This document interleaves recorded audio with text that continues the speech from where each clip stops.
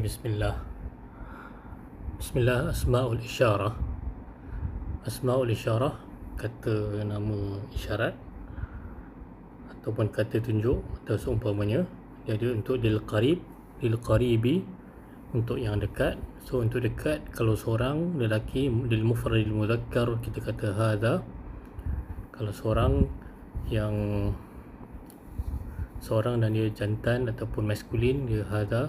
Kalau perempuan atau feminin kita kata hadhihi lil mufradatil muannatsah.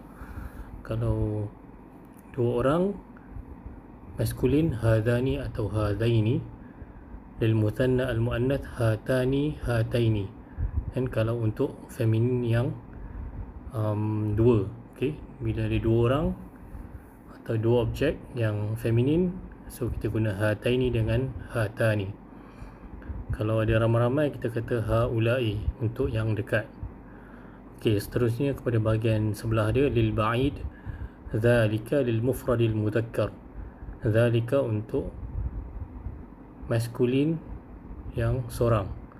Tilka lil mufradatil muannatsah, untuk feminin yang seorang. Dzanika, dzainika, untuk feminin lil muthannal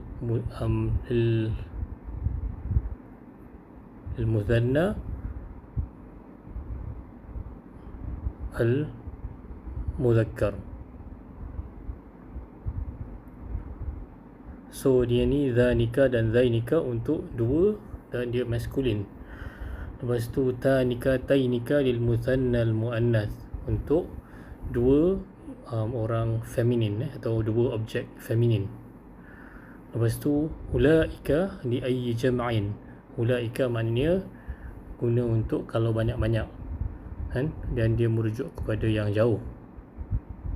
Okey, merujuk kepada jauh kita guna ulaika biasanya, walaupun ada kadang-kadang ada perkecualian dia. Macam dalam Quran sebut dzalikal kitabu la raiba fi. Zalika dekat situ bukan maksud Al-Quran tu jauh. Dan tapi dzalika situ dia guna perkataan yang menunjukkan kepada jauh untuk menunjukkan penghormatan kepadanya. Okey, itu boleh dipelajari dalam kitab-kitab tafsir dan sebagainya. Okay, Assalamualaikum.